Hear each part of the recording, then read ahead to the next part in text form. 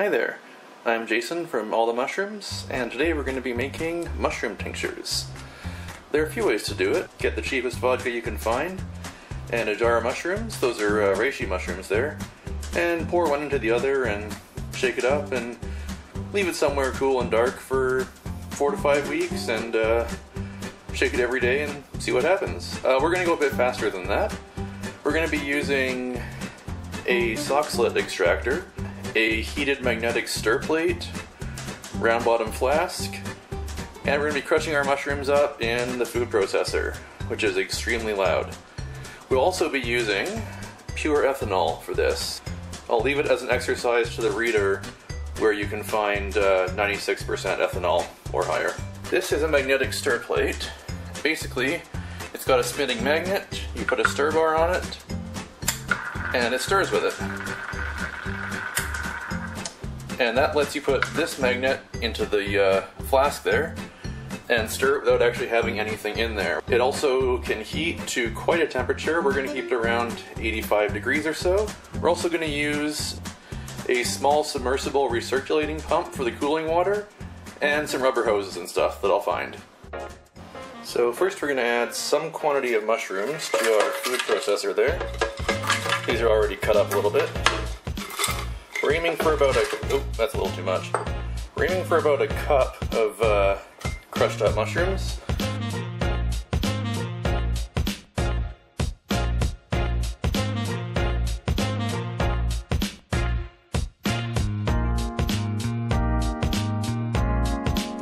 Now don't forget the mushroom dust. Now we don't want it powdery, we just want it chopped up like that, you can see there. Because powdery is going to clog the extractor and that'll be a bad time. Now I'll explain how the extractor works later, but the short version is that we are going to put our dried mushrooms in here, about probably to there, inside a coffee filter. You don't want to go over the top of this side tube right here. Now you're going to want to make kind of a little pellet with the coffee filter full of mushrooms, and we're going to stuff that down the top of the extractor. You don't want this too wide, you want to be able to sort of crunch it up a bit, because that's only about 3 centimeters wide. Okay, now we've got that in there. As you can see, I've got a little bit more room for the top of the side tube, so I'm just going to stuff another little pellet of ground up mushrooms down there. You don't want too much to fall out, like that little piece there, because it'll clog the side tube, and then you'll have to pull all this out and start over. Okay, so that's about as full as we want it. There's 2 little pouches of mushrooms in there. Okay, we're getting there. So the drill isn't for drilling, we don't need to drill anything. Just to kind of weigh down the stand there, it's not as big a stand as maybe it should be. So starting from kind of the top, this is the condenser up here. Cold water is going to flow in the bottom and out the top through these hoses. Hoses run down through there. That's a submersible pump. There's going to be ice in here as well, but I just want to let you see through the water there. So that's the output of the pump. Then we'll take the other hose and just drop it in our container here, and that'll return it so it recirculates. And so basically what's going to happen is the alcohol is going to boil in this flask down here. The vapors travel up the large side tube there, and they go into the top of the extractor. Now the condenser's on top and it's full of cold water.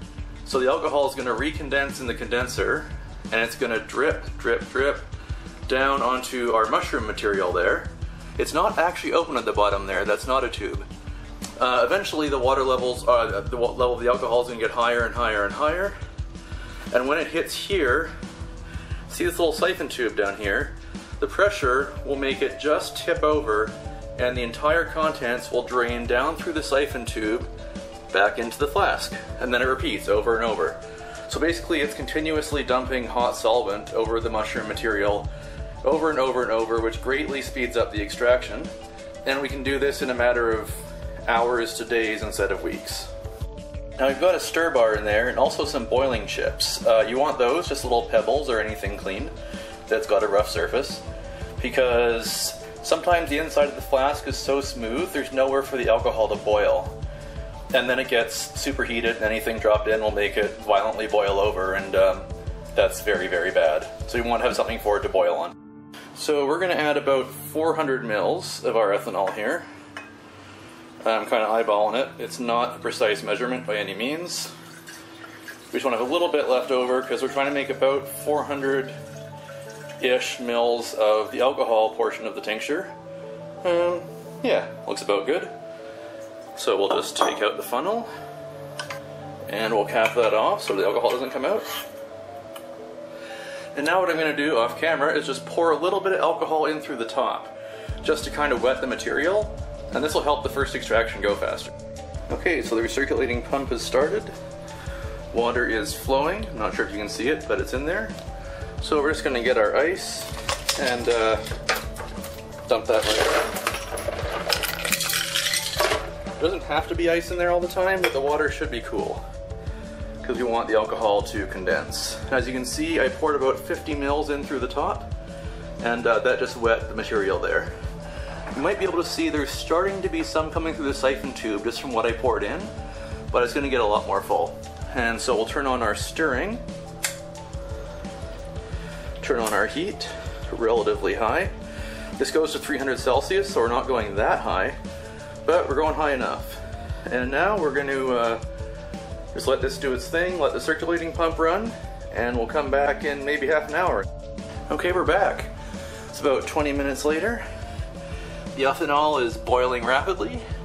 You can see, hopefully you can see the vapor on the neck there.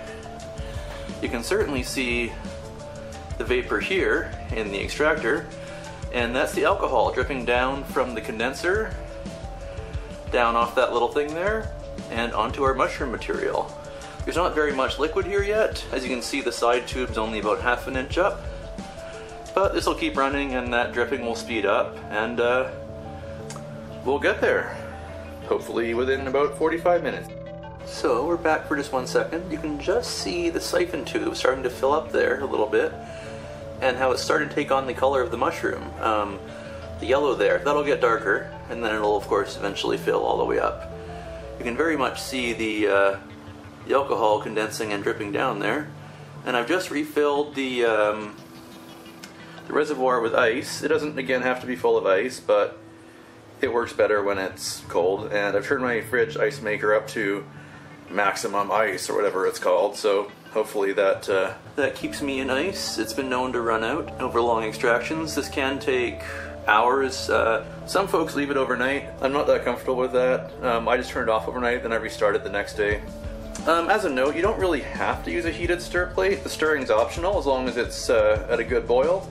You could use a hot plate with maybe a pot with some oil in it or something, heated to 85 Celsius or so, and then just put your flask in that. So that could work too if you don't want to buy that piece of equipment, because really it's not all that much. The most expensive thing is the sock slit and condenser, which altogether was about $80. So it's less than you might think. As you can see, the dripping's really going now, and we are very near the top of the siphon tube on the side. It's come all the way up from the bottom. The liquid level inside the main chamber there is always roughly the same as in the siphon tube, so another inch and a bit, and we should have it go over, and then it goes down this tube into the center here, down the tube in the middle here you can see, and then from there down into the ethanol. And then of course it reboils and the cycle repeats. As you can see, the liquid is just edging to the top of the siphon tube, and the liquid in the main chamber is actually getting higher than the siphon tube, which means that very soon it will tip over the top and the whole thing will drain. And through the magic of editing, that's going to be a lot sooner for you than it is for me.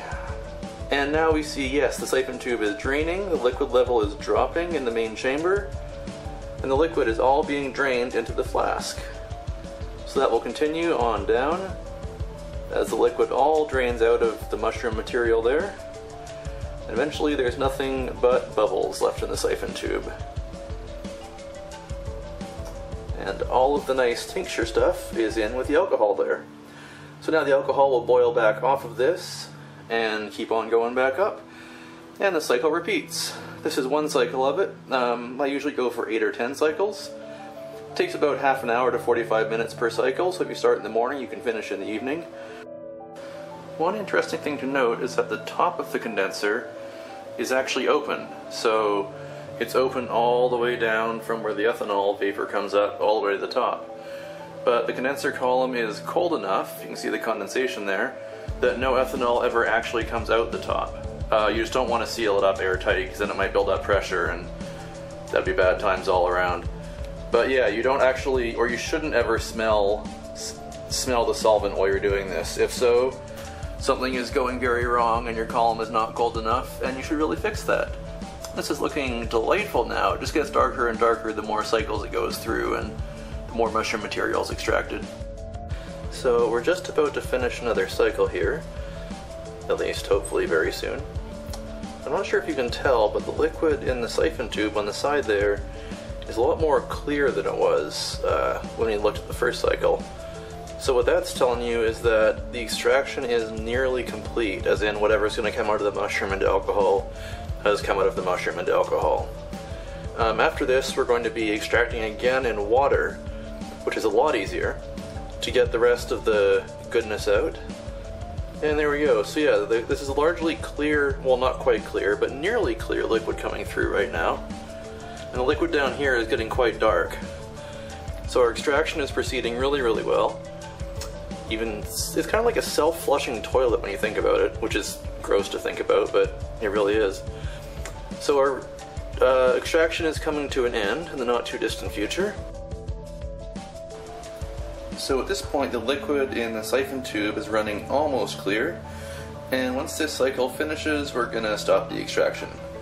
You always want to stop the extraction right at the end of a cycle so there's not a whole bunch of ethanol still sitting in the main chamber there. So once this drains out, which I won't show, we're going to turn the heat off and the stirring off, and I'll wait for this to cool down. So here we have the nice brown ethanol extract. We've removed the stir plate so we can undo it.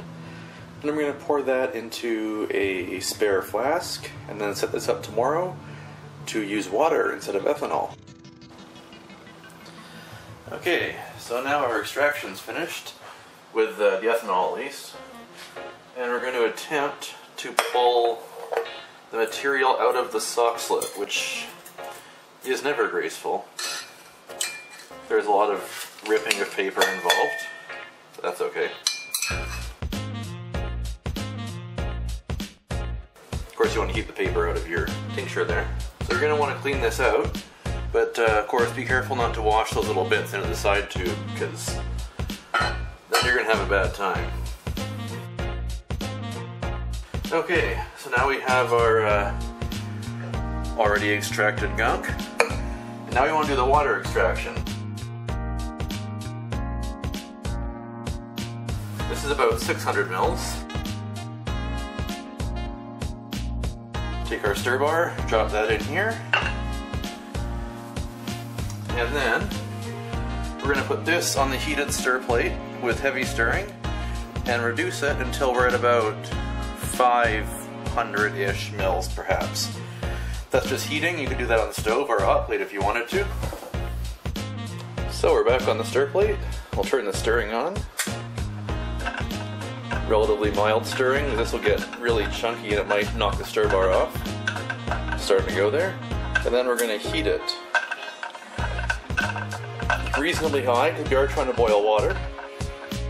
Okay, so we're down to about 500 mils from 800 in our water fraction here. And we're just going to turn off the stirring and turn off the heat and let it cool down for a bit because it's very, very hot still. Then we'll filter it and combine. Okay, so it's cooled down enough to handle, and we're going to filter it. Don't forget your stir bars in there because they're going to come out too. I could squeeze this out, but it looks like we've got about 300 mils, which is actually just what we want, so I'm not going to. Okay, so we've got a 500 ml beaker here. We're trying to make 500 mils of tincture. So we'll add our alcohol fraction here. Oh, that's pretty good, which gets us to about 300 mils, which is a bit more than we want. If you were doing this really, you could distill off the excess alcohol and recover the solvent for later, but in the meantime we're just going to fill this up to a bit over 500 because we actually want a bit less than half alcohol, and that's pretty much perfect. It's pretty full up there, but that's okay. If this is for your own use, you could just, you know, use it as is. I sell it, so I'm probably going to vacuum filter the tiny little particles there off. But yeah, here is your tincture, ready for use.